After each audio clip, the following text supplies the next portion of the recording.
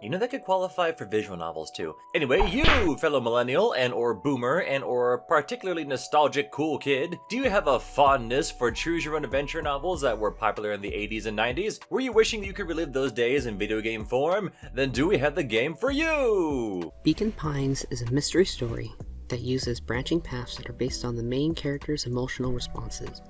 That sounds like your typical adventure story, but you have to unlock these emotions through completing the story in different ways. You literally have to die the first time to unlock more. I love how this game is not subtle on the approach. It's only death if you don't go back and try again, you know? Unless you're one of those people who didn't go back. That raises existential questions about any fiction novel ever. Oops. Same here, Liam.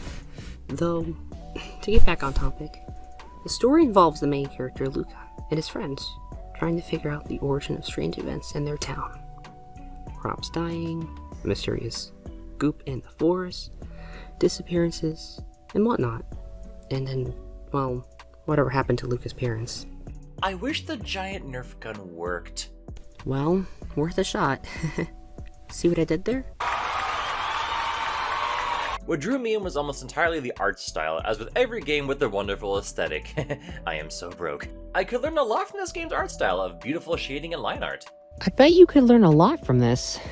As for me, the art is peaceful. Well, most of the time anyways. The characters are just very vibrant, and they just display a lot of different emotions throughout the story. It just tugs at my heartstrings the right way, as we see the many different backgrounds as well. Sometimes in games, I feel like they get neglected, but I feel like the backdrop that the team made did really well in setting up the setting for this game, which is more apparent as the events of this game play out. Though, speaking of the events or the story, Lamp, do you have any thoughts about the story as well? A wonderful, pleasant surprise as to how good it is. It fooled me at first, making the game seem so short. The town unfolds into less of a place to live and more of a den of secrets that's been growing for decades. It instantly hooked me once you get past the first take. You discover it organically, through dialogue and various townsfolk more than your friends. It's entirely optional since you can technically talk only to the important or main characters and miss the vibrant understory that is in this town. My hat's off to the writers of this game for the depth of the lore you wrote. The way the characters move is also adorable. It's more like a paper puppet style, the legs and arms seeming pinned on a model. I can appreciate simplifying the animation in moving, leaving the emoting to the character stills or the icons for choices, which I argue is more important. If I had one gripe for this game, I wish it had a sort of map function. It's slightly confusing navigating the town sometimes. Yeah, traveling around the town was a little weird, but I think part of that reason is due to the time shenanigans. Maybe the developers figured you'd go to the same places anyways. Maybe they thought people would remember with time. I guess that didn't happen for everyone, unfortunately. But, when you take the time to look around town, there's a lot you can do. But something that really caught my eye, and something I have to give credit to, was the soundtrack. When I first played, I thought I was gonna be like, a cute little game. And we have just about life and trying to solve, well, not solve, but more so just living your everyday life.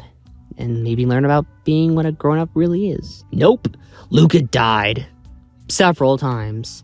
Yeah, I was caught off guard when that happened. I mean, the very change of the subtle tune for the music, or even the dynamic switch to a suspense.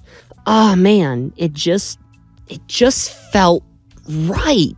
Minus Luca being completely screwed half the time when the suspense music kicked in. I forgot about the soundtrack. It was so apt for the story that it sort of blended into the experience. That isn't to knock it or anything, that just means it's great. I didn't even notice that it was that good.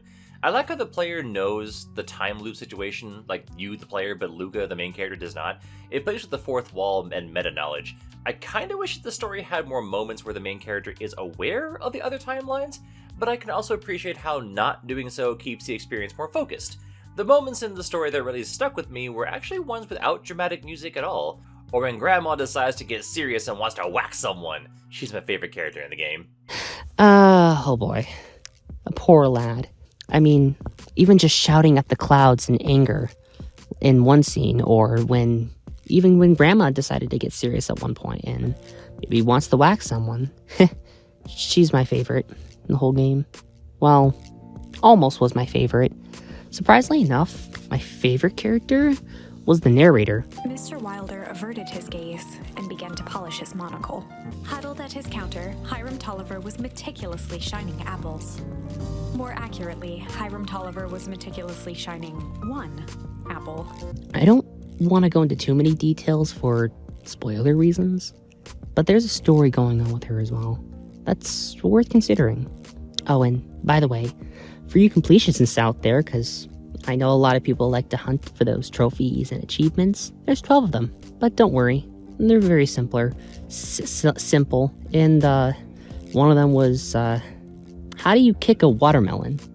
It's so sweet and cheeky, but I thought it was fun to try to learn how to kick a watermelon. Took a few tries. I have a new goal now. Anywho, to wrap this all up, this is a gem of a game with a surprisingly deep narrative that will draw you in real quick like. The art is beautiful and the dialogue flows quite well. I dare say if you enjoy a good mystery and had nostalgia for the old choose-your-own adventure novels, and even if you don't, check out this game. It's a right shame if you don't. Enjoy a cozy night with this game and we will see you later. Stay warm out there, and cozy.